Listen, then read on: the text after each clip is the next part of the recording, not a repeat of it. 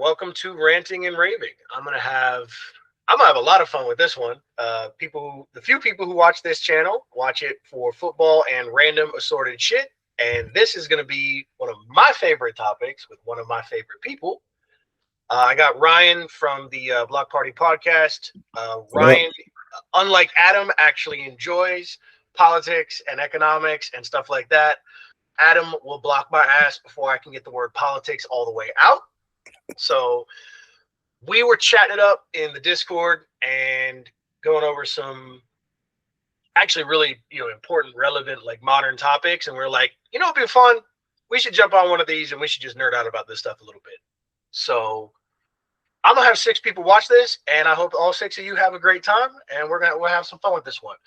Yeah. So what we're gonna touch on today, and we'll be all over the place because we're just shooting the shit, is like we're really kind of want to look at like macro level economics and like on the politics side, really more of systems rather than red or blue, or that's like I can go that stuff all day. I did an hour 45-minute video on it, but that's not the topic for today. Like we'll kind of just focus on that stuff, but it all touches each other. So figure why not start at where we kind of kicked off the idea for the conversation.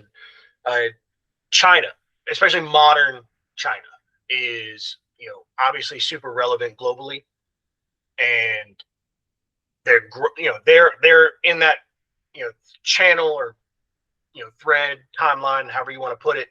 Like as an empire, like they are very much on the incline, Yeah. and we are on the fun part of the roller coaster. If you're on Oh, a yeah. roller coaster, if you're the country, that is fucking fun. There's a lot of buzzwords that get thrown around, and I like buzzwords when everybody in the room knows what the words mean. But it's kind of like talking football. Like if what a shell is, what cover two is, just what you're talking about, like working on a quarterback and building that triangle, and like when you talk with someone who really knows what they're talking about, even if it's just conceptually, it's like this is fun.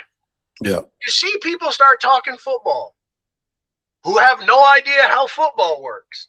And they start doing that Skip Bayless basketball shit. Mm-hmm. And it just makes your head steam. That's how I feel when I see people go, well, they're just socialist. They're communist economy. So before I just start ranting, why don't I let you start with like describe modern China as an economy for like people who don't know. Okay. I mean, and this is the best I could do because I'm still trying to get the thing with China is it's hard for me to get a good grasp on things because one, so much misinformation out there, disinformation and misinformation from America, from China, from other parties. So it's just hard to get a good read. But just in general, when you look at the history of China, especially the last, I don't know, 50, 60 years, I mean, it's amazing, man. Like you're talking about, communist China under Mao, all the stuff they went through, it was a basket case, man. Like it did some great things, and it was a lot of obviously oppression. There's a lot of death, crazy shit. And that pivot they made, in the 70s, mid 70s, late 70s, or whatever, to start modernizing their economy, to adopt more of market friendly ideas and things like that. And just the way they did it. They didn't do like this full stop, like, okay, we are now a liberalized capitalist economy. They just they piecemealed it in a very kind of smart way, you know what I'm saying? And super smart. And it just kind of brought them, starting with, the farming and, farmland, the rural areas, then moving more towards the industrial areas and all that stuff, creating like, free market zones and all that stuff. I thought it, like just that level of growth we'd never seen in human history, like just to go from where they were to where they were, like, in the late 90s was just like unbelievable. And now like 120 years of development in like 25 years. Unbelievable, bro. Like even today, like I remember in the '90s, you would hear about the sweatshops and all that stuff in China. You don't even hear about that no more. Like, not saying they don't exist. I'm sure there's some kind of evil shit going on, but it's just nowhere near to the level it used to be.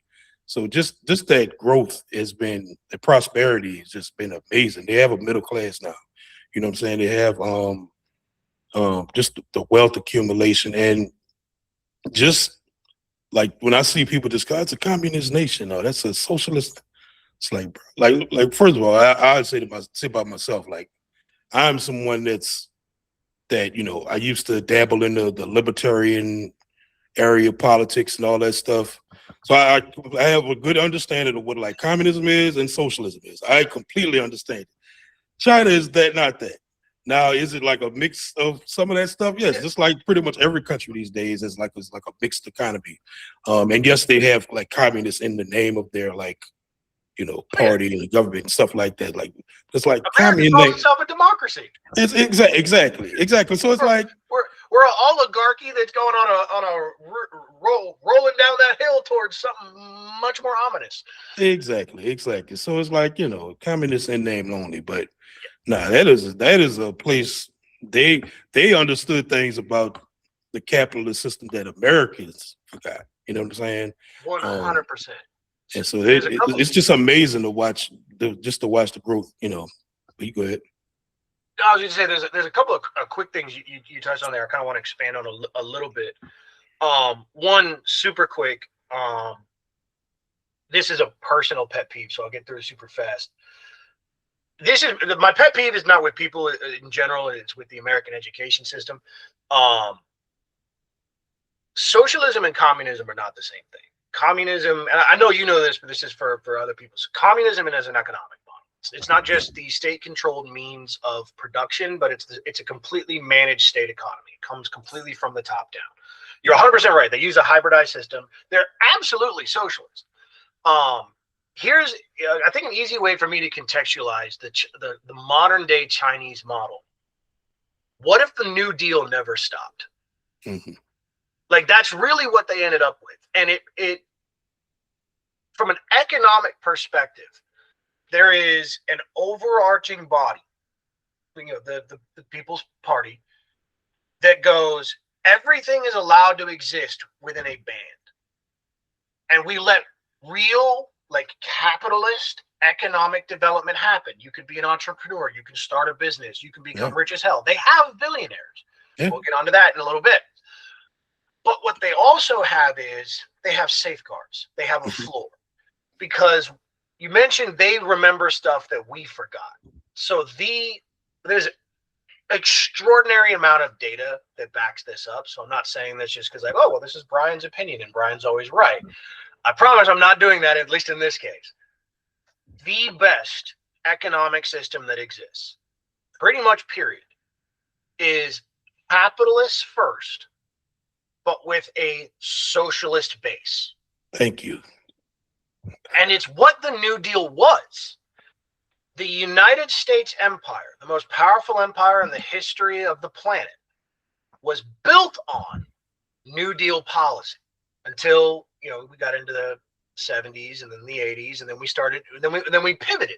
But it took 25, almost 30 years for that pivot to really start destroying what it had already built.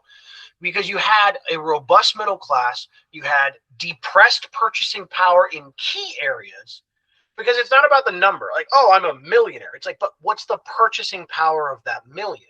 Exactly. If the house costs $800,000, you're a $200,000-aire, like functionally.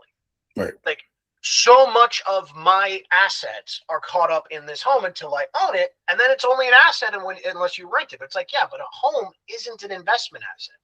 It's literally a place to live.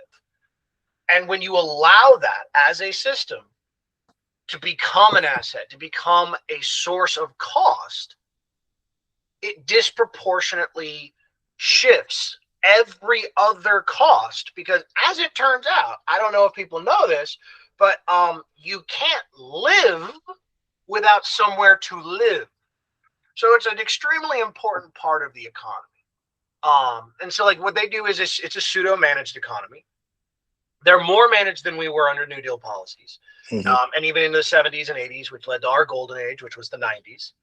Not just like from like a time like, oh my God, 90s nostalgia. I mean, like economically, you look at how big the middle class was. The last time the United States as like a country actually had a surplus. Like you look at real data, the 90s was our peak. We were undisputed the most powerful nation on the earth. We could do whatever we wanted. The average American could live a reasonably good life still, couldn't live on what they could in late 70s, early 80s, mid 80s, but still wasn't like, oh, well, you know, you only make twice the minimum wage. And so, bitch, you in poverty. Yeah. Like there's all of that, but it comes back to that evil word, socialist. You know what one of the most socialist terms I've ever heard in my life? We hold these truths to be self-evident that all men are created equal. Yeah, yeah. That's the most socialist shit you could ever say in your life. It's in the goddamn preamble. Yeah. It's in the fucking declaration. Like, that's the piece that just personally annoys the shit out of me. It's like you're letting yourself be manipulated off of a buzzword, and the only reason it manipulates you is because you don't understand it. Communism is bad. Communism doesn't work. It's utopian because it requires infinite resources and more advanced technology than we currently have to function. Star Trek. It cannot work. Yeah, Star Trek. It cannot work under like modern circumstances functionally. Socialism as a concept works great. I want quick question. How much do you know about like Chinese history and Chinese culture? Like just not much. So especially we're going to talk about pre-mile. Especially like pre-mile. Yeah. So there's a couple of, I don't know an enormous amount, but I know a decent amount, and my wife's family are of Chinese descent, so I know a little bit from them too. There's a couple of quick things I want to touch on there, but then I kind of want to pivot over to the American side, which obviously we're very familiar with, because one of the things when we talk economics, one of the things that I don't think gets discussed enough is the culture of the people where the system exists. Because economics, it's not a program. You know, I don't download economy.exe and click a button and it just happens. 100%. It's thousands and millions of people making decisions within a framework that then determines the outcomes of the system. And culture is super important. It's like a tapestry. I heard it described as a tapestry of human actions. That's all it is. One of my professors said, like, people think of economics and politics in the same way, but especially economics, they think of it as a flat system or a term, and it's more like an organism. Right. It's like, you got this bodybuilder taking all the steroids, 50-inch chest, just build it. Yeah, the heart's about to die, the liver's about to die, and like inside, this person is rotting to the core because of all the stuff you took to get so big. And that's the current U.S. We'll touch on this a little bit more in a minute, but like that's where, like, if someone uses GDP to me, I'm like, oh no, you have no idea what you're talking about. That you think the stock market is the economy, right? We can't talk because you need to read more. Doesn't mean it doesn't matter, but you need to read more. But quick thing on the culture piece, because this will actually, I think it ties in a lot. So Western in general, but especially American, among all Western civilizations, America is by far and away the most selfish. And I don't just mean that as like an ethical, like, oh my God, we're bad, but I just mean like we are the most individualistic. The concept and idea around like personal freedom and not freedom, accent intentional, all of that, super, super core to our identity, for good and for ill. Yeah.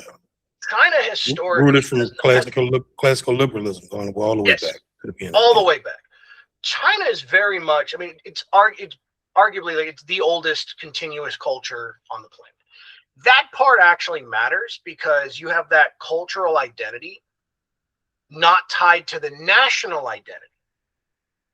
And because you have that super long timeline, like China throughout its history has, everything has its ebbs and flows. You have multiple kingdoms, you have multiple eras, because it's been around so long. That timeline would take hours just for us to read it. But that part actually really, really matters in explaining like how they had this incredible rise up. Because one of the things you didn't have to do is you didn't have to artificially create a cultural identity. Right. It already existed. And that cultural identity already had a communal component. The belief that we as a whole matter just as much as me as the individual. Doesn't mean I have to lose all of my rights and I'm unimportant, but we as a whole actually matters to the we. The people actually care about that. And it's even in the philosophy of their rulers, historically. Doesn't mean everyone felt this way. But one of the concepts from them, and I'm going to bring this back to the US because it's going to make us both laugh, and we don't believe that here. Have you ever heard the term mandate of heaven? No. So the mandate of heaven, at one period in time, like most cultures, China was very theocratic. And the emperor, which was the dragon emperor, was seen as the son of heaven. And you can find this very, very similar parallel if you go to Imperial Japan, Hirohito, the emperor, the son of heaven. Like it's a common. You can go up into the West, you can go to the Middle East. Like it's not always a dragon, but it's always the same concept: divine providence. At some point, they realized that doesn't work so great, because when you put all the power in one person's hands, if that person's an asshole or a dumbass, or God forbid both, that fucks it up for everybody else involved. And at some point in time, and I'm being, for anyone who really does know Chinese history might be watching this, like I am being so massively, incredibly reductive here in the interest of time. But the idea of the mandate of heaven is that the heavens bestow rulership onto the emperor or whoever is in charge, but it is to rule the people. It must be just rule. If you are a tyrant, if you are destructive, if you go against the will of heaven, heaven meaning the masses, everyone, we are all heaven, you get to lose your job, and as a bonus, your head. That's the idea of the mandate of heaven. It's like it shifted from this one individual is divine and thus everything they say is correct to this individual is at the top, and it very much still functions that way, but they have a responsibility to the people. Yeah. That is a cultural element, and you can see it even in the way that China's system works. So to become a top official in China, it would be functionally impossible. Forget Chinese are smarter or any. It's functionally impossible for someone like Trump to become president or even to become in charge of anything politically in China, because China's system is you start locally, you prove you are good at governance. I actually can do the job. You get to move to the next region. Then you move to the next. You have to work your way up and have a track record of performance, of delivering results for the people. Not just convince a bunch of people that have been screwed over their whole lives that this time it'll be different. So that's China's culture. And it actually gives you a ton of insight of, well, how the hell did they do this turnaround? Well, you told everyone, hey, if we all come together and we all work on these things, we can build ourselves up together. And because it's a communal culture, they all went, that makes sense. And then the important part that it's almost impossible to get Americans to do, let's do it. Mm-hmm. And it grows, and it's like, it's slow. But then once you have this thing called infrastructure in place and you set that baseline, it's not slow anymore. It's faster and faster and faster. But because they take care of the people, they have billionaires. There's Chinese billionaires. But it's not the cultural issue it is there, because people can afford houses and people can afford food. You go to China and you go to a grocery store and you see vegetables. They grow tons of vegetables. They import lots of food.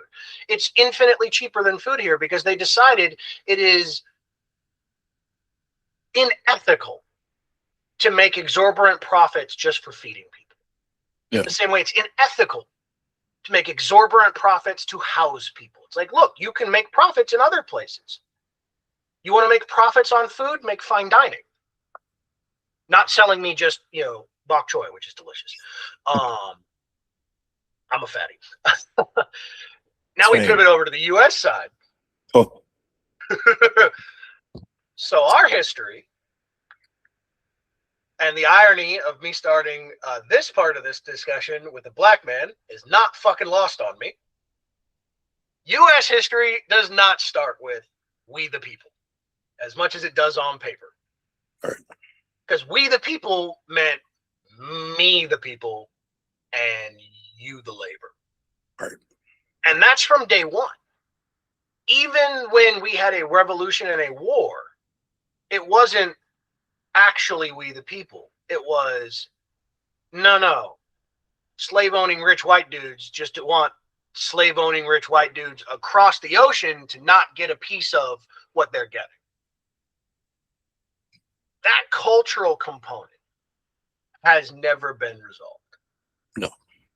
And I think there's a lot of, unfortunately, there's a lot of people, I'm not talking about the assholes. We can talk about them if you want later. I think there's a lot of people who look like me who think just because the tall wrestling bearded guy, like it won a war, that all that stuff went away. But they forget Reconstruction happened. Jim Crow happened. Like, no. You had a chance to make it go away. But instead of addressing the problem and addressing the root cause, you hid that shit under the blanket. And we're going to bring this right back into politics because that shit happened about 20 years ago. 18. We had that big collapse in 08. And he's, as a human, one of the very few political figures I genuinely like. I would want to get a beer with him. I would want to hang out with him. I would want to cross him up on a basketball court. I love everything I have found out about Barack Obama, the human. Barack Obama, the political figure. I'm thinking of how I want to say this because this does not always get taken well. Never. It is way more Obama's fault that Trump happened in the first place than a lot of people realize, but it's not for the reasons that a lot of dumb white people and especially libertarians think it is. It's not because he divided us. It's not because, oh my God, the black guy got uppity. It's not even because America got more racist. America didn't get more racist from 2008 to 2015. It didn't. What did happen is it got more hopeless. Yeah. He sold hope and change. Then the economy collapsed. And an enormous amount of people watched the guy who sold us hope and change bail out the banks and not us. Yeah. Bail out corporate interests and not us. Continue to allow the Supreme Court and other bodies, even though he was a populist, meaning he has a playbook. No other political candidate has the playbook a populist has. Obama refused to use it. Trump uses it. It disgusts me that Trump is better at using this particular mechanism better than Obama, but it's because Trump's a selfish asshole. Like, imagine if Barack, when they wouldn't pass the original ACA, which was basically Medicare for all. Right. Imagine if he went to those 3 or 4 Dems who just were, taking all those donations and went, you're going to vote on this on Tuesday, or I'm going to hold a press conference and I'm going to call every single one of you out publicly and I'm going to primary you on the spot. And if you don't know, by the way, I'm the most popular person in the country and one of the most popular on the planet. If I say you suck, you lose your next election and there's no discussion. You want to play this game? You already got the donations. You can cash the check. I don't care. Break your word or lose your job. If he does that, we're on a completely different timeline. He didn't do that. Perhaps. I think we're on a completely different timeline. I don't know if it's a better timeline. Well, I wonder. I always will wonder, like, if Obama really did take that approach, how long would he have lived? You know what I'm saying? Yeah. Like, I mean, but I completely agree with you, bro. I completely agree. Like, the thing about Obama causing the Trump era is very much factual.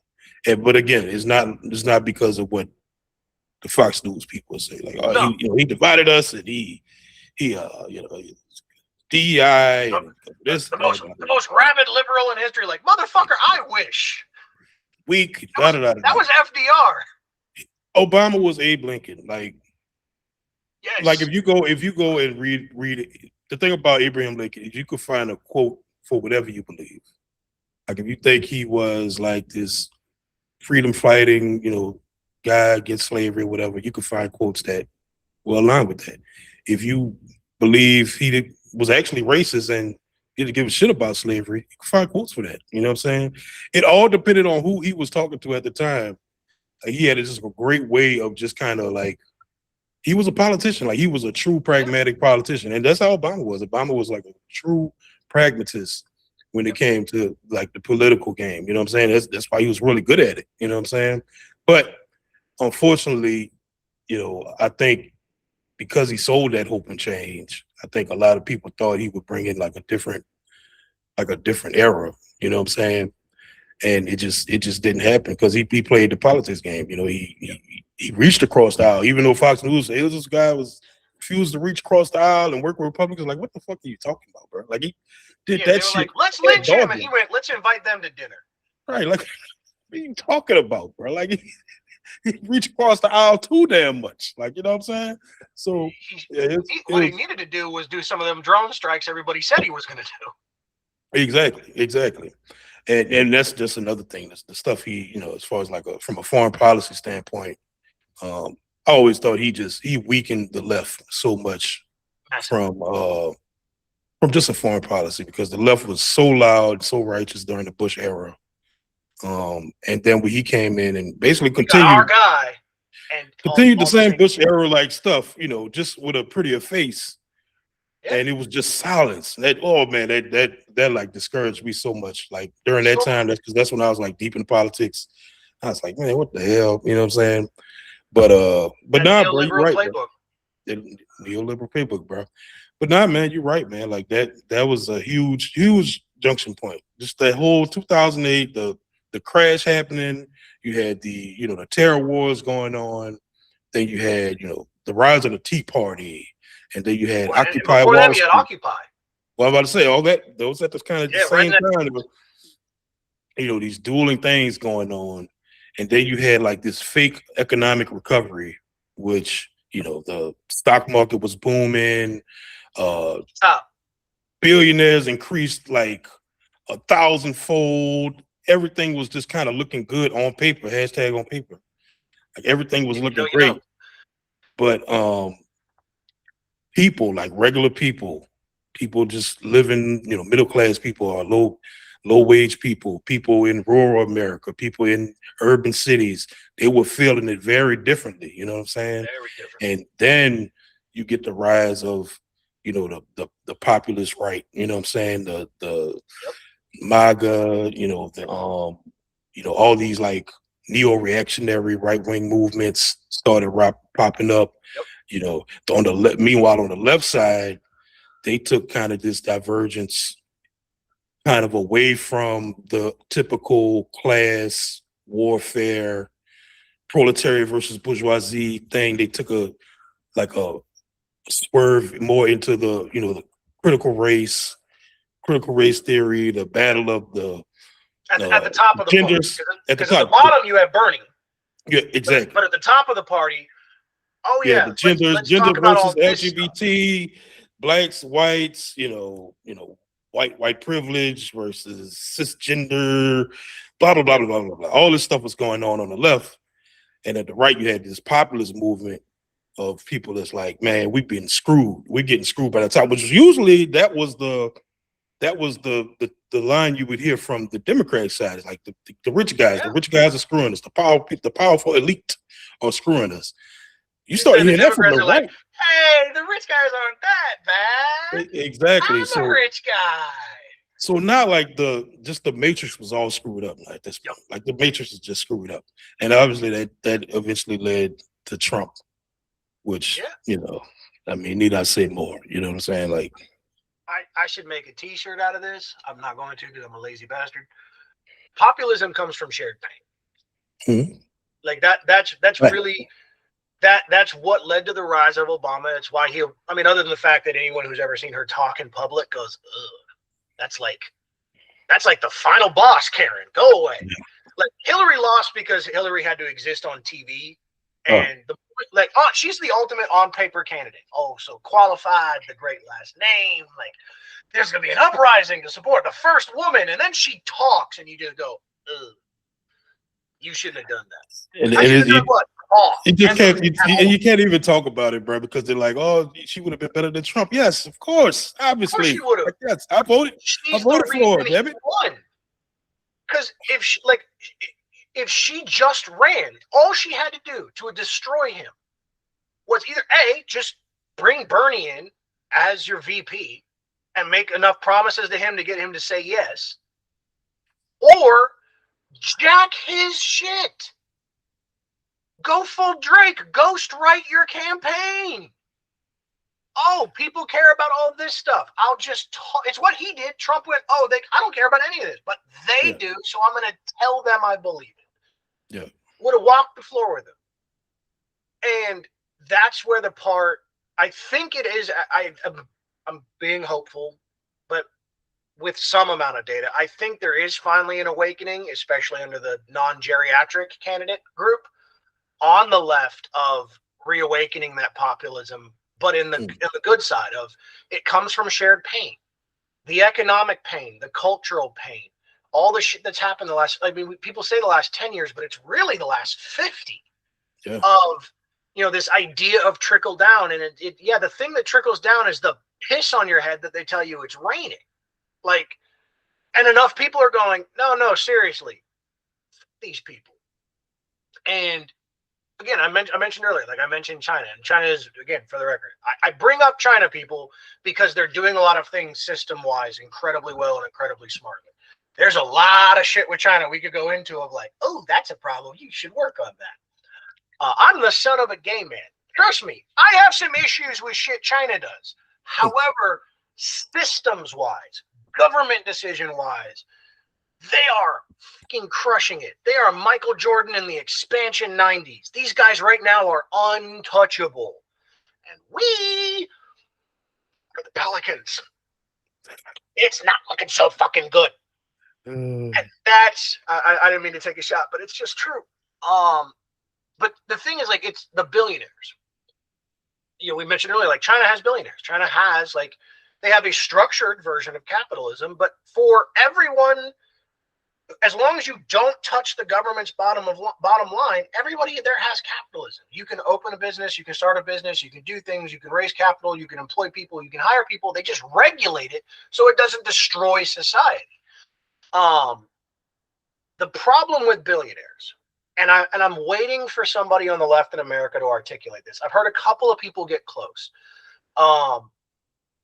I'm praying to God he's not another industry plant like the bald fucker in Pennsylvania.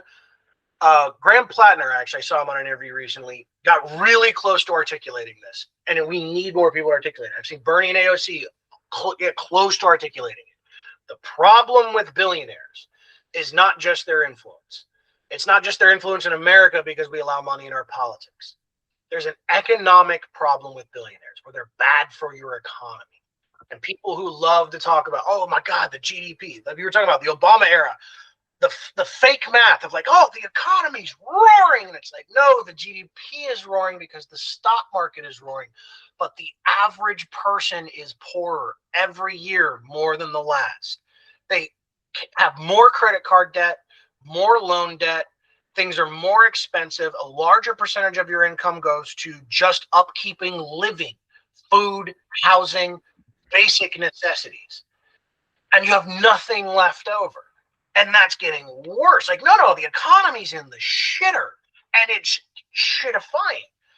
The problem with billionaires and the problem with an economic system that caters to them, it's actually super simple. Like, we're all supposed to learn this in high school, but we forget it. Like most shit we learn in high school because you don't use it. The problem with billionaires is that what they do is they accumulate assets. They don't spend money. Billionaires never spend money. Even when they spend money, they borrow money leveraged against their assets to buy the things they want so that they can continue to accumulate more money, more assets. The thing with the economy is $1 is just worth $1. But the spending power of $1 when you actually spend it If I buy an apple from you for $1, and then you take that dollar and you buy apple seeds, so on and so on and so on. That's how the economy works. When you have huge chunks of money being taken out of circulation, everybody underneath makes less and has less. You want to talk about wage stagnation, which is super fucking real in this country? One of the biggest reasons we have wage stagnation is because we allow stock buybacks and we don't tax billionaires. And it's not just because, tax billionaires because they're evil. It's like, well, no. It's like, well, the government's just going to spend that money. Yeah, that's the whole point. They spend that money with people and things that don't have money so that they then spend the money. We actually want them to spend the money to a certain degree. We don't care what they spend it on because eventually it will make its way to people. But when you accumulate it and you hoard it, it's a bad thing. Like, it's almost like we've always known this culturally, going even before we had the term economics, because like, what was the legend about dragons? What would dragons do? Hoard all the gold. Mm-hmm. What did we want to do? Slay the dragon, because it hoarded all the gold and terrorized the town. All of a sudden now we're worshiping dragons. Like, it's not even that, I almost want to say clash consciousness, but I think it's even deeper than that. Like, going back to what we talked about earlier, there's this cultural, almost voodoo we do on ourselves of, well, if you do that to the billionaire, but what if you were to become a billionaire? Would you want someone to take all that money from you?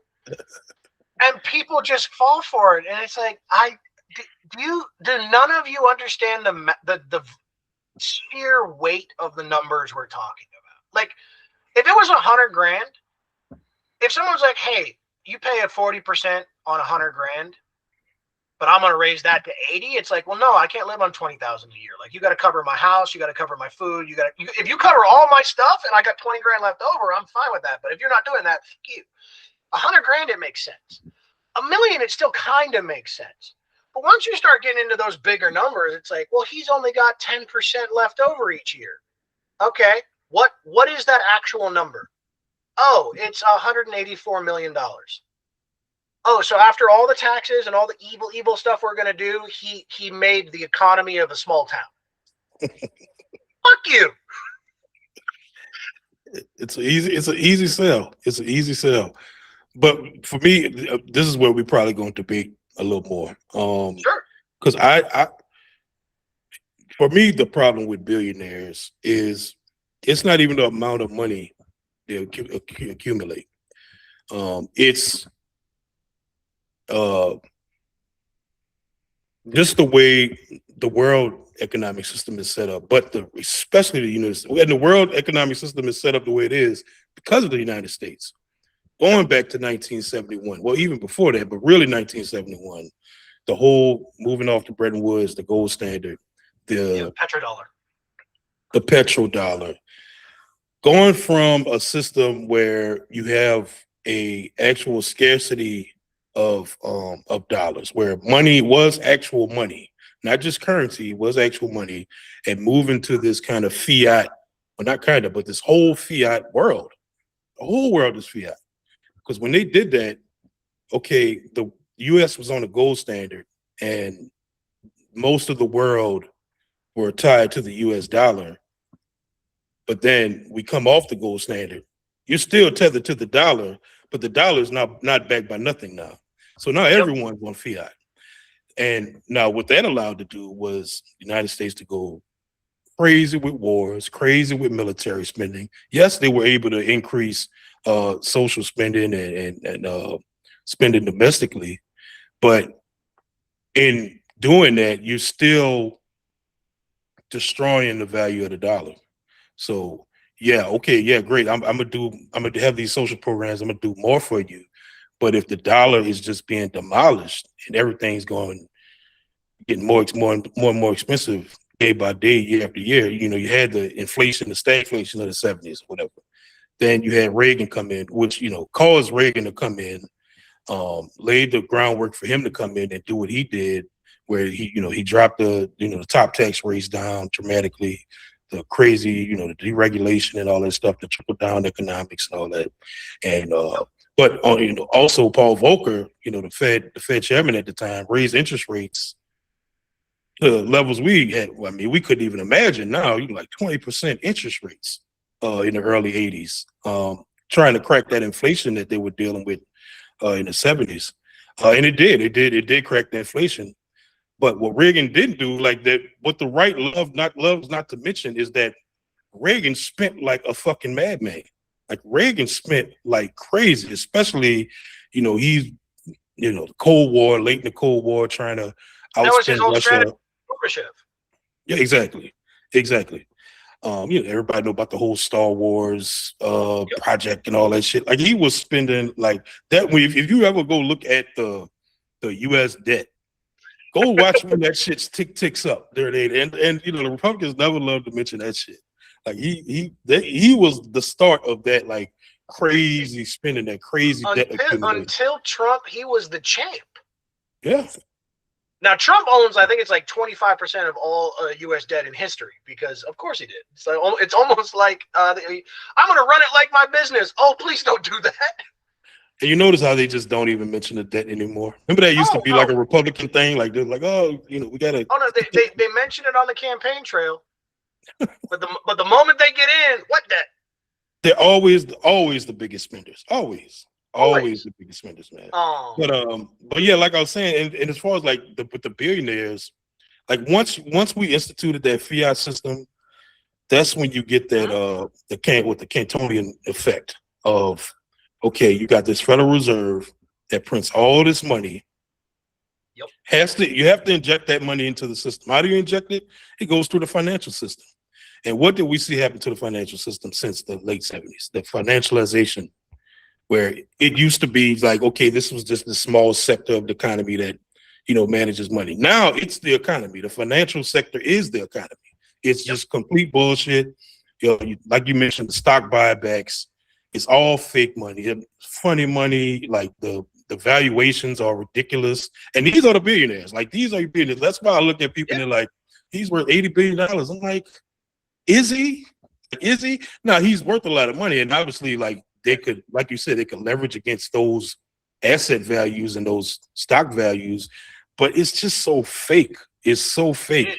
And I don't know how you break it. That's why I don't even care. Like we want to tax it or not. Like, sure, tax it. But man, the value of our money is just being wrecked. So like, does it even matter? The first person, that's what the Cantonian effect is when that money gets injected, yes, those first people that touch that money, the people at the top, at the top 1%, the people at the financial institutions, the people that receive that money first, hell yeah, they're going to enjoy the shit out that money. But by the time it trickles down to us and that the prices have already risen, it's just not going to seem like a big deal. Just like we saw with COVID, when they injected all that money into the system, and it was great. Like I saw it personally. People was getting their lives together, bro. Like it was getting their money, it was getting the PPP loans, it shifted margins. It was like hell yeah. But then what we saw after that, we saw the inflation go up. And you're 1,000% right that there's one missing component on the problem side. The de-dollarization of like our own dollar, of taking out gold, of shifting over to the fiat system, of fully embracing the idea that currency is just a concept. Mm-hmm. All of that, 100% right. The one part of it that we did wrong, and it's the piece, especially right now, like it goes right in with COVID. You can do all that if you do two things. One, you have to ensure that part of that money you're injecting into the system goes to real stuff. Mm-hmm. It has to.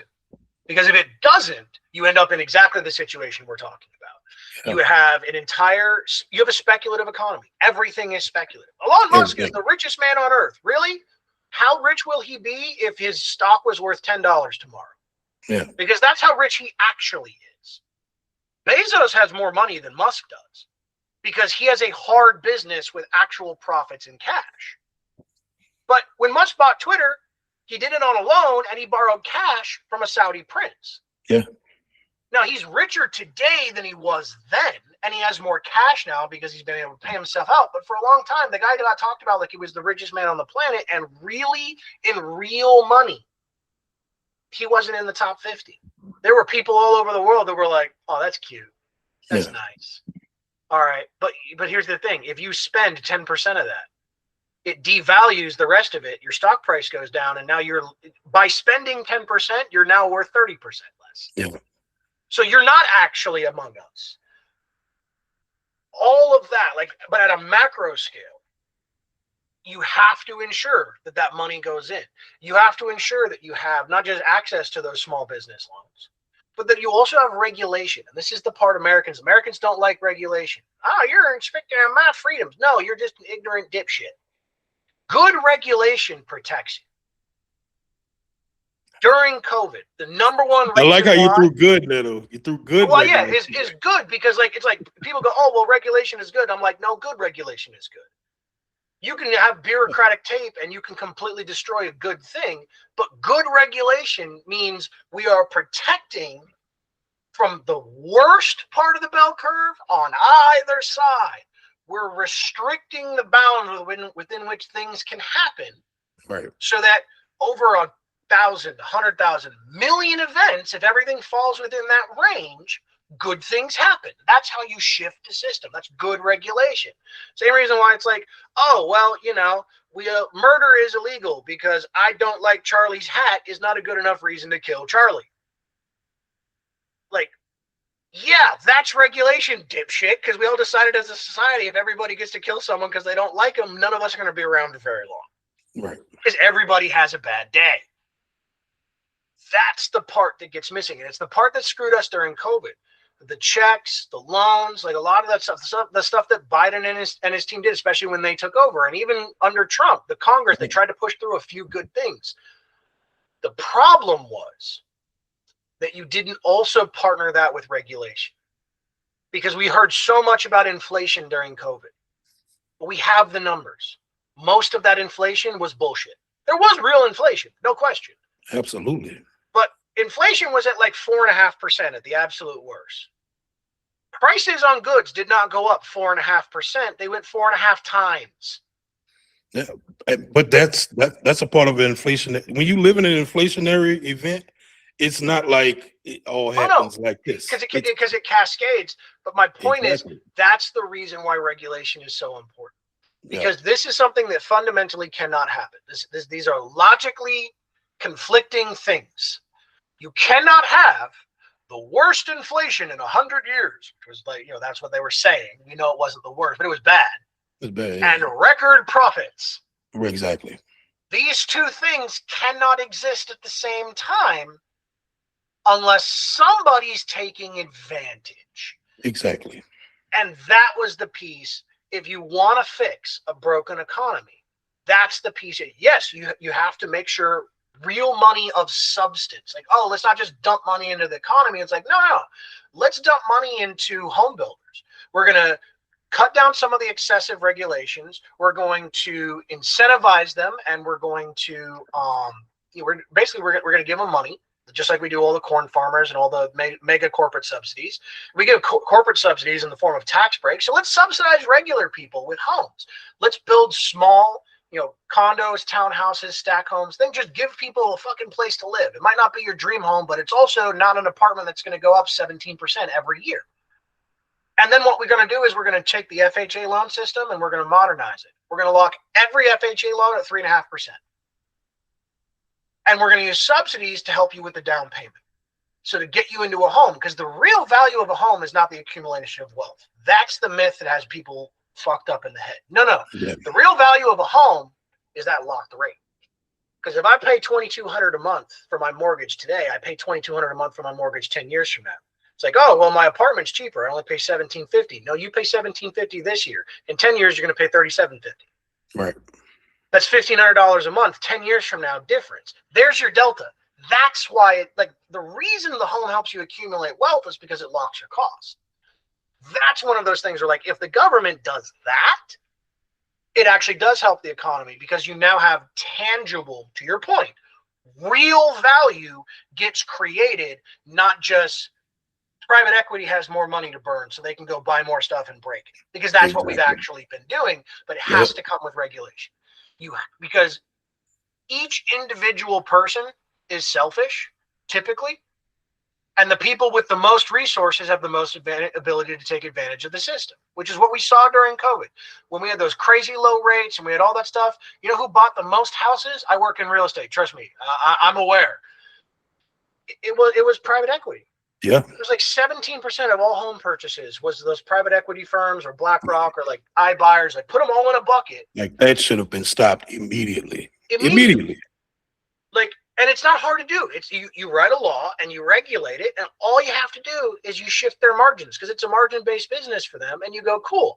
Well, for anything over owning, say, more than 5 homes, you're now going to pay a way higher tax, which means you have to own them outright for cash to make any money at all. And you shift those net margins, they start selling off properties. That also starts dropping home values, because now you have more supply. You have tons of demand, but you have way more supply, which reduces that negotiating power, drops home values back to where they should be. Like, all of these things are connected, but it comes back to regulation. And it's the one thing for the last several decades Americans refuse to push for, because I believe, I'm being optimistic maybe about my fellow Americans and how fucking dumb we are. Like, a lot of us are Derek Carr dumb. Oh, no, the economy, it wasn't where it was supposed to be. The rich guy was supposed to trickle down. The safety moved. It's like, oh my God, it is the same dumbass statement. But it's like, that's the piece. I wish more people understood, like, no, regulation. Yeah, government slow, government bad. It's like, no, sometimes government being slow is a good thing, my friend. Because it means you don't get screwed. Or at least if you do get screwed, they send you a letter, they tell you what's going to happen, they tell you the date, and they use lube. But right now, that shit spiked and there's no lube. And you keep sitting there going, I would like another, please, and wondering why your ass hurts. Like, what is wrong with people? And what it is, like, that's a hypothetical. Like, it's just, a lot of it is ignorance. Yeah. And that ignorance, but again, populism comes from shared pain. It leads us actually right back into the whole racism problem. Yeah. Because the largest demographic in this country is poor white people. Yeah. Has been for a really long time. Like, a long time. People like, it's like, oh yeah, this, that, the poor people, motherfucker, the absolute caricature nationally, even now, of a poor person is not a poor black man, it's not a poor Latino, it's not a poor Asian, it's a fucking white guy in a trailer park. Whenever we want to show somebody is at the pinnacle of broke in their life, that's what we go to, because we all kind of know there's more poor white people in this country than anything else. And the entire strategy on that side of things is to convince those people that it is everybody else at fault except the fucker who's actually ramming the dildo up your ass. But that's been a strategy forever, bro. Forever. And it works. It works until man. You have people come in, and this is one of my few little spots of hope right now in the world. I think we even talked about this. I want to say like 2 months before he won. We talked about this in the Discord. Zoran Mamdani in New York is super important because of not just the work he's doing, because I do forget his name, but the mayor of Baltimore is doing an incredible job. Oh yeah. The mayor in Chicago is doing it. Like, there's some mayors around this country that are doing an unbelievable job, doing the impossible. They're not getting the publicity, but it's actually the publicity is the important part, because he ran as a democratic socialist, because he ran on the actual ideologies, not the buzzwords, but like, hey, I want to fill your potholes and do my job and tax rich people a tiny bit more, but like, give you guys something from your government to help your lives. And people went, that would be nice. Yeah. But the big thing is, not only did he win on that, he actually did it. And that's the part that matters the most as far as like a can we turn America around perspective. Because what it does is what our whole lives, like, I think you're slightly older than me, but we're right around the same age. Our whole lives, what we always heard about this. We even heard it from Obama. well, that stuff is nice, but it doesn't work. Well, again, going back to the beginning, we'll look at China because they're literally doing all of that stuff. And not only is it working, but it's kicking our ass. Look at our own history. We did it with the New Deal. And then, yeah, we lightened regulation because, again, good regulation in quotes, the 70s. One of the good things Reagan did was he did lighten the regulations. The bad thing he did was he didn't put a timer on it. Hey, we went a little too far. Let's get the economy going, but then let's have some of this stuff go back in because we don't want this to go crazy. We want to keep investing in infrastructure and manufacturing and producing things and people having homes and people having things. We just need to, turn on the water a little bit right now because we're in a rough spot. It's always a balance. Like the pendulum will swing. Right now, we need it to swing in the other direction. We have way too much accumulation. We have way too much uncirculation. We have, to your point, you're 1,000% correct. That's 10 times the normal amount of correct. Like, we need real, even if you look at the currency and you go, well, the currency's devalued, but it's like, yeah, but what? Even if we look at that and we stay on the fiat system, we still need real tangible things backing that value. Right. That still changes it. Like, you can have the artificial value shit if real stuff happens, if people have real homes and real jobs and real savings accounts and real cars and real food on their, when real things come from that, the system it works fine. At the end of the day, it's like, we don't really care. It's like fucking Pokemon. Pick your favorite starter. It's fine. You'll still beat the Elite Four. Well, not if you start with a fucking Weedle. And right now, that's where we're at. Yeah. Yeah. That's to me, that's the biggest issue. And that's where you see people like Zoran as a figure, almost like I hate the term in this context, but almost as an idol, to a certain degree, the anti-Trump of, again, said all the right things, but this time a guy actually meant it and did it and it worked. And now people can go, oh, well, that doesn't work. They start to instead go, hey, that looks really easy. How do you do that in 120 days? Can we do that here? Yeah. Oh, it's fascinating, bro. I'm interested to see how it works out for New York City, because he's not doing anything really radical, honestly. Just kind of doing what people would expect from one of the richest cities in the world. Yeah. You know what I'm saying? But he will run into some of the economic laws. And there will be people that try to, screw him over. You know what I'm saying? Because politics is ugly, bro. It's already happened. I'm sorry, I haven't been following closely, but I know. Yeah, I know it is.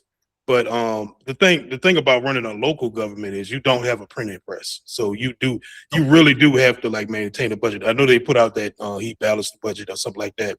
So I'm interested to see how $12 billion deficit, and they wiped it out. And they did it smart. They raised taxes. They cut a bunch of shit they didn't need. Right. But they also went to the state and went, hey, the state of New York is fucked if the city of New York is fucked. No question. Let's make this thing work, because the inverse is also true. If New York is in a better spot, it actually helps the rest of the state as well. So got some money for some shit that really matters and really helps people. And then, of course, all the billionaires were like, we're going to leave. And then he went, no, you won't. No, you won't. No, you won't. And guess who was right? Turns out people who can afford to live in New York City and live in New York City because they want to live in New York City still want to live in New York City. Live in New York City. Yeah. And we know this. So it is interesting to me, but you got to, with those things, you got to look at it on a long time horizon just to see how it works out. Because it's interesting. It's everybody's watching. Everybody's watching to see how that works out. But you said something way earlier in the conversation. You said, capitalism first, and then you bring in the social safety nets, to capture the margins or whatever. Lock in the floor and the ceiling.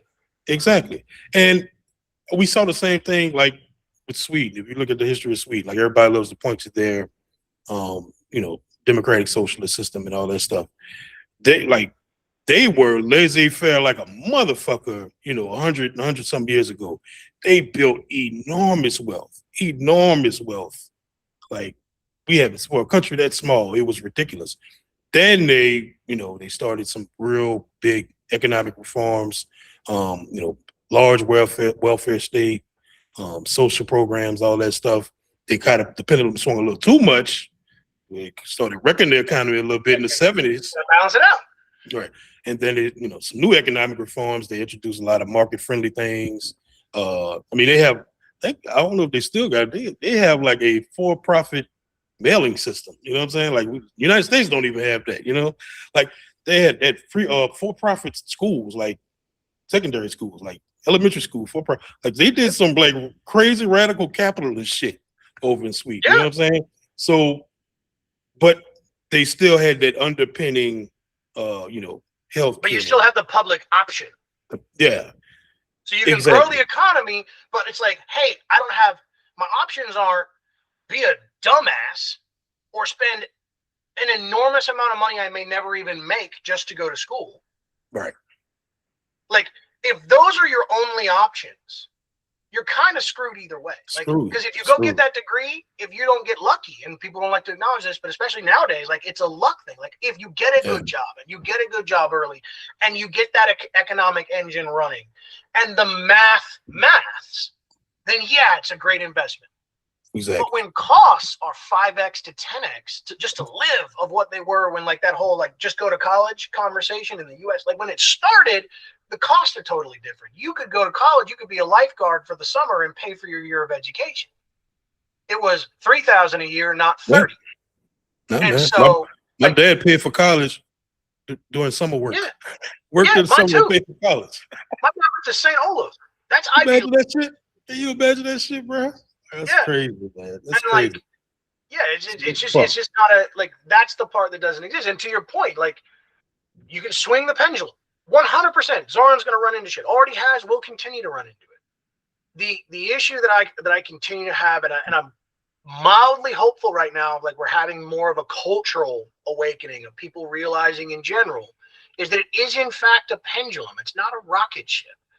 You can't just infinitely pump fuel into it and go on forever. Perpetuation, engines only work in video games. Yeah. Because the video game gets to make up its rules. In real life, physics don't work that way. Energy's got to come from somewhere. And, like, it's the same thing with an economy. You have to acknowledge you can go too far right. You can go too far left. You will never be able to perfectly maintain it in the middle, because if it's here and it's stationary, it's dead. Mm-hmm. But what you need to do is manage that Newton's cradle that is the economy. Like, that's it takes some smart fucking people, bro. It does, and unfortunately, we don't have a lot of those.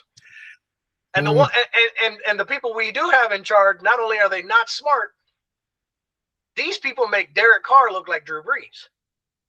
And that's the fascinating thing when you mention China. Is China doing that? Like, are they smart enough to make that work long term? I don't know. Right now, I can't. Like, right now it's working. I just, long term, I don't know. I'm interested to see, like, just from a fascinating, just watching standpoint, because, like, from the libertarian free market point of view, is central planning doesn't work, period. There's the knowledge problem, the Hayekian knowledge problem, that you would never, I don't care how many smart people you get in the room, you would never be able to have enough knowledge to central plan the economy. There's too many people, there's too many wants, needs, too many dynamics to ever figure that out. And then there's obviously, other economic views is that you can't, of course you can centrally, you just need, once you get the smart people in the room, you can figure it out. Maybe that's true. I don't know. Like, I honestly don't know. I really don't have, like, a strong opinion either way. I'm skeptical. I'm just saying I'm skeptical of any time you get a concentration of power, regardless of the ideology or what they were trying to do. But anytime you concentrate power, it usually goes bad eventually. So that's for China, that's for America, that's for anybody. But maybe they cracked the code. You know what I'm saying? Maybe they found a way to kind of balance it all out. But yeah, they're still gonna have corruption. They're still gonna have, like, some terrible shit go down. But they, like you said, they have the cultural backbone enough to kind of keep that thing going. I think, I mean, there's certainly not, you saying I don't know is actually instantly makes you smarter than probably 98% of the people that talk politics or economics, because the correct answer is there is no correct answer. There's the correct answer right now. Yeah. And that's actually, when we talk about, like, you know, even when you have that prosperity like that, it like, but how do you make it last? That's actually the thing that almost always kills it. It's killed almost every empire in the history of man. It kills companies. It kills businesses. It's like, oh, this company, oh my God, they were the most successful company in the world. Like, you look at the .com boom. Look at AOL. Look at Yahoo. Like, oh my God, these companies. And then they make one bad decision or one bad pivot, or they just don't read the market. They're like, we'll continue to print money forever. Exactly. And then you look in 5 years and it's like, well, now I have a computer in my pocket and I don't need you. And all of a sudden those companies are dead. Yeah. And it's like, well, were they stupid? Well, yeah, in the moment. It's not that their system doesn't work. It's that the things you did to have success, you stopped doing. It's like a shark. You know, they stop moving, they die. Yeah. And like, you can look at that economically or politically to a certain degree. It's like, you want to maintain those bands, like, but to do that, you have to adjust to the moment. There is no right system, right call. Quick comment, just because I'm petty, but also it is genuinely something that frustrates the shit out of me. There is some incredibly good ideology and commentary from within. Libertarianism is somewhat unique to the U.S., but at a high level, and I got yelled at for saying this in class in college, and I didn't care then and I don't care now. Libertarianism is politics through the lens of a 6-year-old. And here's specifically what I mean by that, because there's some, the ideology makes a ton of sense, but my issue with it always is, if you ask a 6-year-old how things should be, give me that, that's mine, that's over here, that's mine, I want this, I want that. Like, it's an extremely narrow worldview. And I don't mean that as like, oh, everybody who is libertarian is like super selfish. Some of the most selfless people I know have gone down that path. But what it is it's from a systems perspective, it's a hyper limited worldview. It's why I wanted to quickly comment on the thing you brought up of like, well, like, you can't ever have a managed economy. That's exactly what I mean by the perspective of a 6-year-old, because a 6-year-old looks at look, everything is black and white. They only can understand things as a 6-year-old. Right. And that's where that comment comes from. Now, and again, I don't mean like that combatively. Every economy, every empire that we have across the history of the world, you can go back to fucking Mesopotamia. You can go back to, God, what's his name? Why can I remember Enkidu and I can't remember the first king? It's in the morning and my brain hasn't turned all the way on yet. But you can go all the way back to Assyria. Like, the trends. Every economy, since economies were a thing, were managed.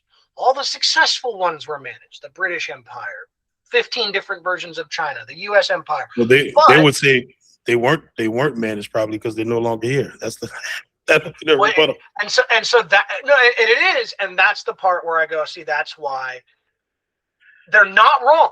Just like a 6-year-old. Why do people do that? It makes no sense. They're not wrong. It's that it's more complex than you understand.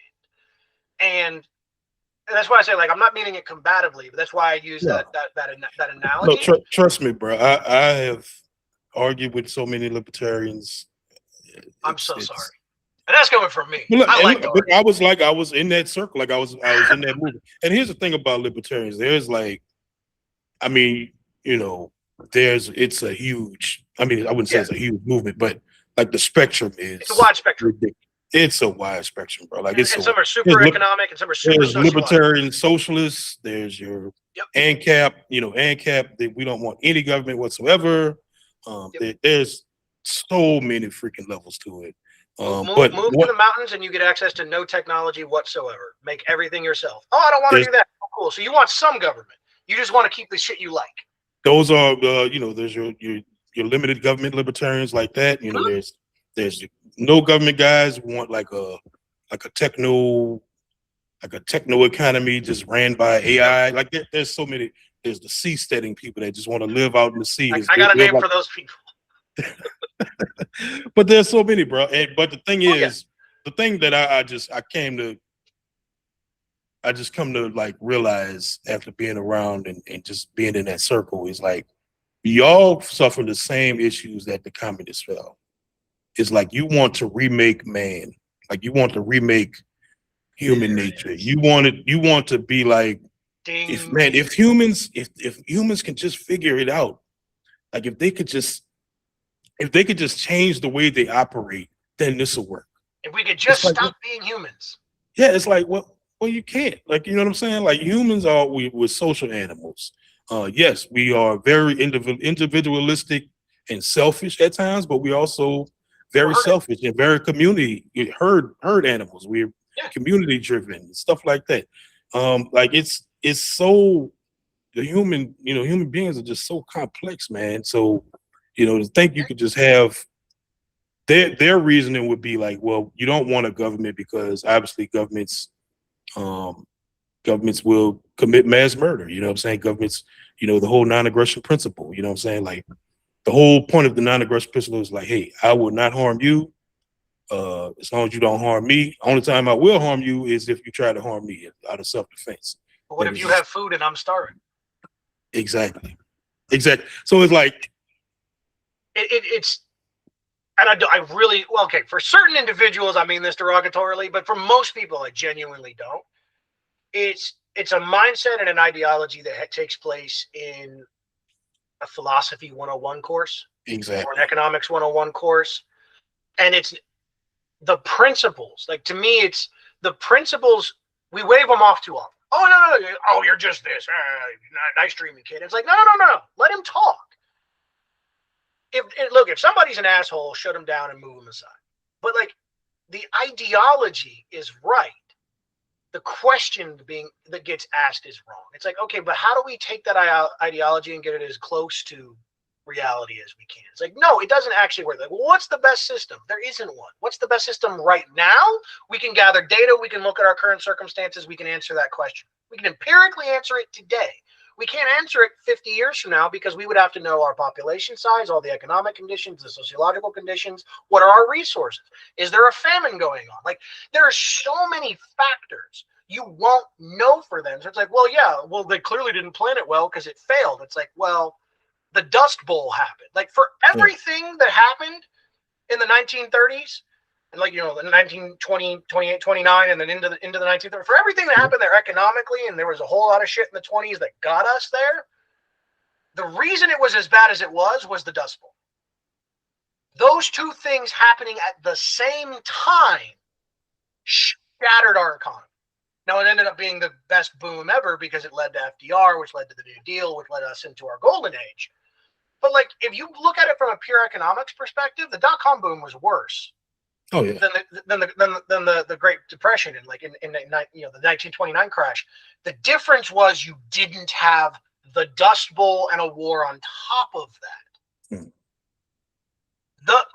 That's the part where it's like, oh, well, they didn't plan well. It's like, no, dummy. A world war. The real world exists. Like, you can't, oh, well, they didn't predict every possible eventuality. It's like, it doesn't work that way. It's an organism. There are extraneous variables. There's stuff you can't control and predict. What you can manage is margins.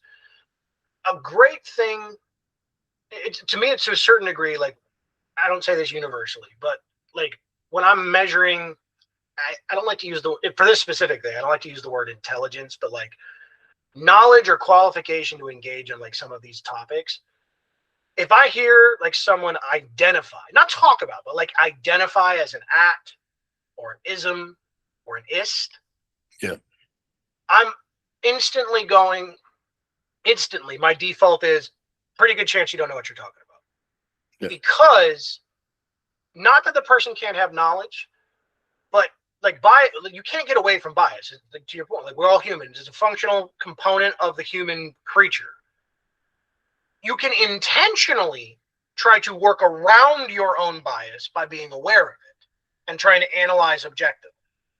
You cannot remove bias. It doesn't exist. the mere lens of trying to be analytical, it's like, oh, well, I'm pragmatic. Yeah, but pragmatism is also a bias because you're trying to remove emotion, which means you no longer see people as people and you'll make more unethical decisions. So, like, it's still a bias. The awareness of that, when you start getting into identity, and I think this is one of the biggest problems in the US right now. Like, this is one of the reasons why I think, like, it would take us 20 to 30, like, if we wanted to go down the China path, like our own version of that, go like New Deal 2.0, the cultural change would have to happen before it has to lead into the other change. Right. Yeah. And to a certain degree, we have to get rid of the ats and the isms and the ists. And there's a very big reason why the media interests, the white and blue flag people, all that stuff are super hyper fixated on keeping as many people focused on ats and ists and isms as they possibly can, because they're nebulous, they're unexplained, they're unformed, and the average person has if you go up to 1,000 different people across this country, forget across the country, if you just did it in Louisiana or Alabama or California, or like pick a state, go to a dozen communities, tell them, describe the Democratic Party, describe the Republican Party, describe socialism, describe capitalism. Just pick those 4 basic ones. You're going to get so many, like, there's going to be some common threads. Some of them will be accurate, some of them won't be, but you're going to get such a vastly different definition of those things from people. And that's why they're so desperate to get so many people focused on these large terms. When you ask people, a great example is there's been a bunch of studies done on this, but I forget who did the one I'm thinking of. But when they were looking at, like, single payer option in the US, it's like, why do people want to pay 20% of their paycheck to insurance when you could pay 4% in taxes and get better coverage? It's like, when you put it that way, I saw a meme this morning that was that, which what made me think of it. But like, as a concept, it's like, when you put it that way, every person in this country would go, Medicare for all. Because you framed it in a context that makes sense. Like, oh, I don't want to pay taxes. Like, no. But if you could pay less money per year and get the same or better coverage, all of us are taking a sale. Hey, man, you could get this prime rib cut for $80 or for $40. Yeah. It's the same cut. You'll get a few idiots. They're the people who use the words like grind culture and alpha. Those dipshits, I want the $80 cut because I want to show that I earned it. Okay, cool. You're dumb. You're a lemming. You go off the cliff. We don't want to talk to you. The other 96% of us are taking the $40 exact same steak because we're not fucking stupid. That's the real part. Again, I bring up Mamdani, I bring up China. Just, you're 100% right. Like, the misinformation. Obviously, there's misinformation on our side too about our system and our stuff. Because like, all that exists, but just people have become generally aware of these things. My hope is it kind of helps break a little bit of that spell of, oh, well, that's socialist. Okay, but what's so bad about that specifically? Like, that should be the response, but it's not. It's, oh my God, ew, bad words.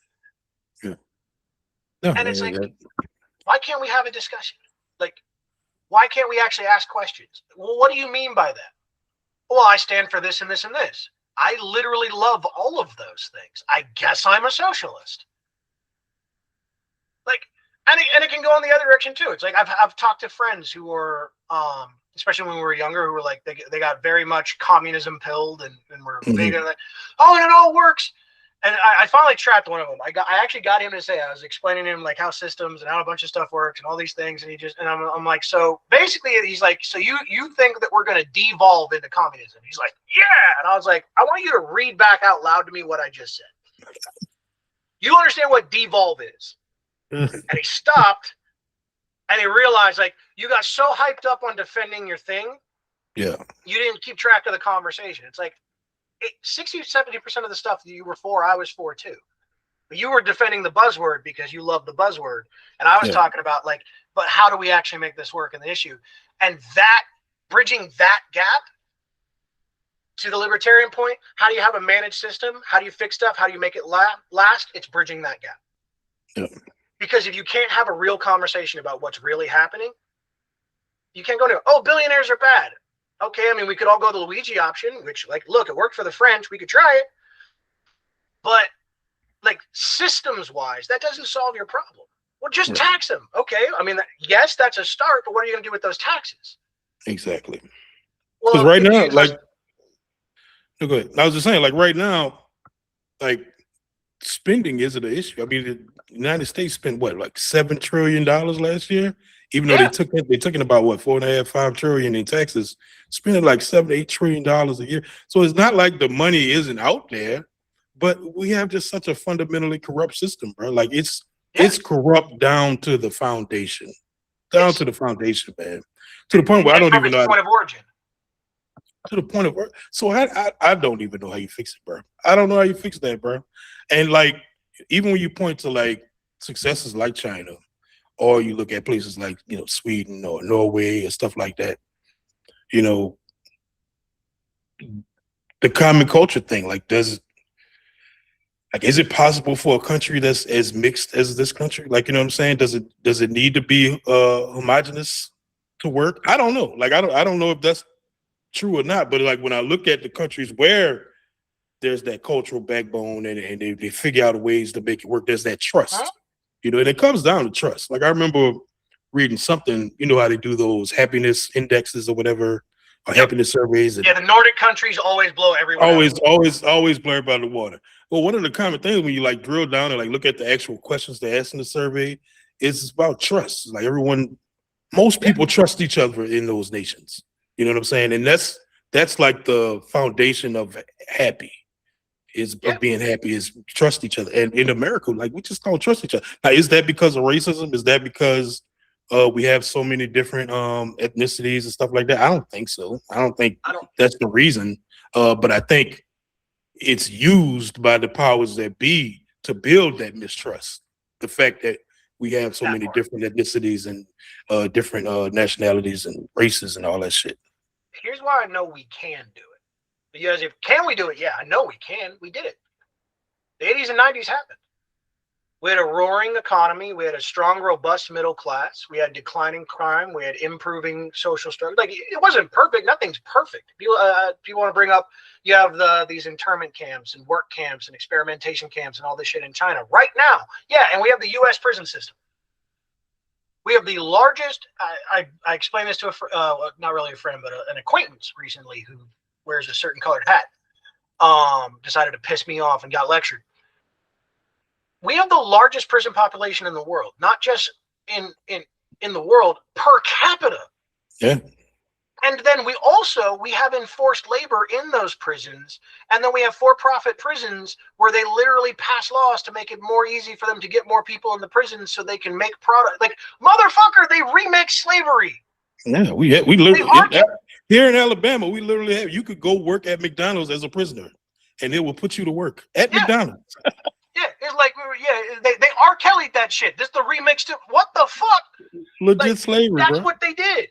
So it's like, yeah, there's stuff you have to fix. And again, like, people don't know, is like, no, trust me. Like, I'm aware of China's problems. I'm aware of our problems. Like, what I don't like doing is pretending either doesn't exist. Let's acknowledge everybody's problems exist, but like, what's the good stuff? How do we take that? And it's like, yeah, we have done that in our past. We aren't a homogenous, even like, obviously the 50s, we were not a homogenous population because we could not have this conversation because I'd go to jail and you'd get killed. Yeah. So, like, that's a real fucking thing. There's people alive today that lived through that. There's people in Congress that voted against that. There's people in Congress who voted for that. Yeah.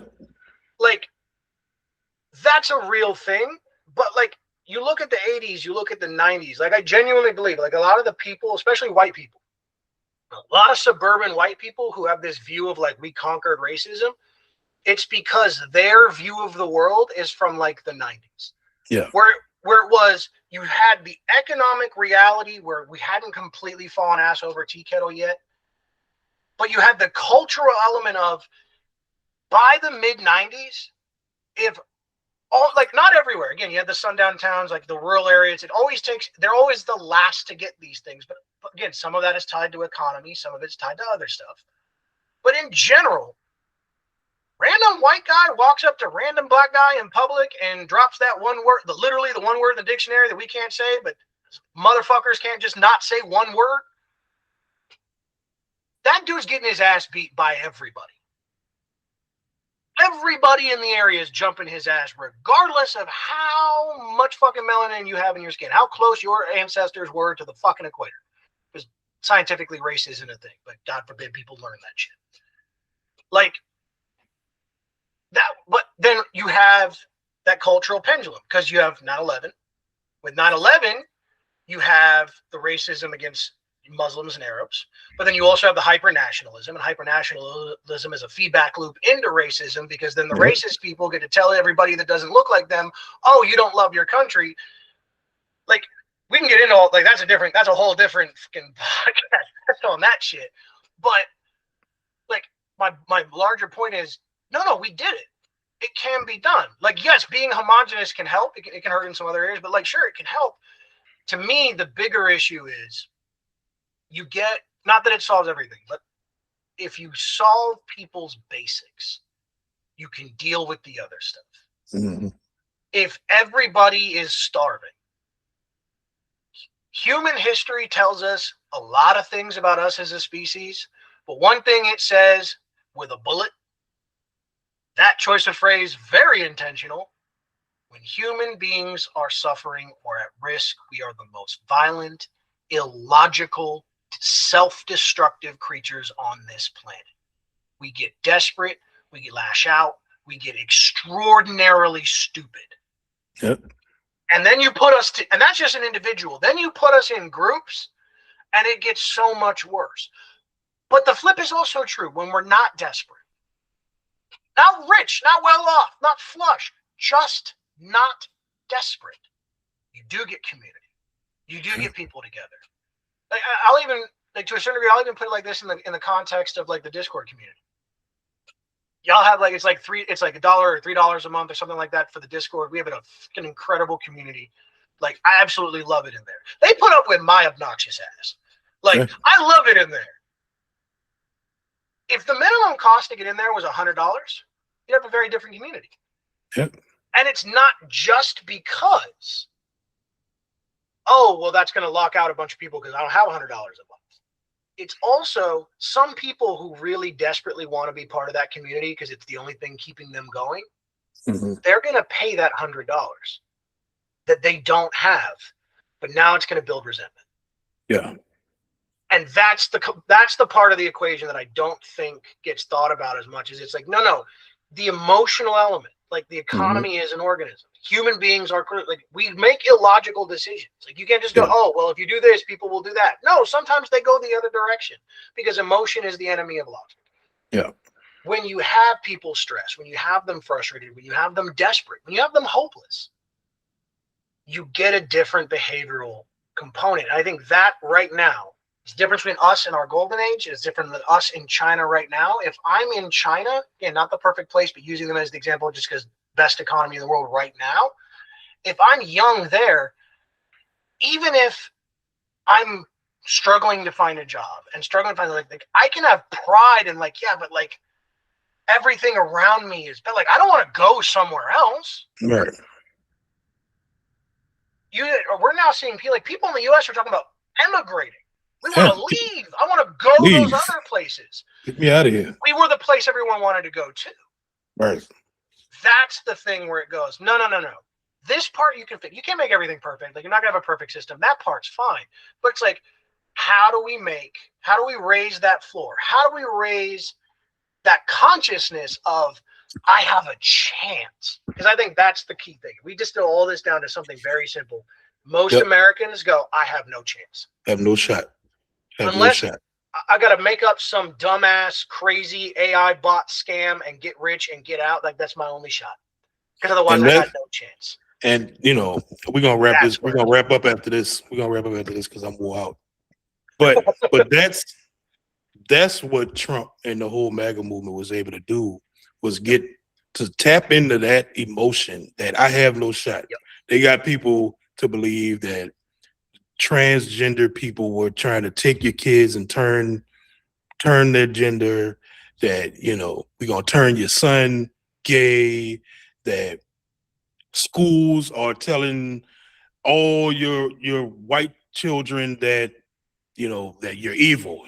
All white people are evil. That they're being taught this in class, you know, and this is being taught in college, and that, you know, if you go on social media, all you see is black people just tearing down cities and burning down cities and da da da da da. Yep. So they got real desperate, and people that have no hope to believe that shit, man. Got like them to really believe that Yep. shit, to the point where they just threw all logic out the window. All logic. Yep. So now they could look at Trump, literally lie to them to their face and tell them, I don't even think about Americans' financial situation while you paying Yep. $4.50, $5 for gas, and still look at that and be like, yeah. Yep. Mega. Like, boy, For that's sure. some psychological warfare right there, boy. It is. Now, here's an important part of that, though, and we'll end on this, but this part is actually super important. I wish more people knew this. If you look at, again, I'm pulling round numbers because I don't have them directly in front of me, but ballpark. If you look at the hardcore Trumpers, like the ones you're talking about, oh, fuck the poor people. I still love him. Mm-hmm. Peace for us. Those people, the ones that are like truly in the cult. It's not even 10% of the population. No. It's not even 10% of the voting population. No, not at all.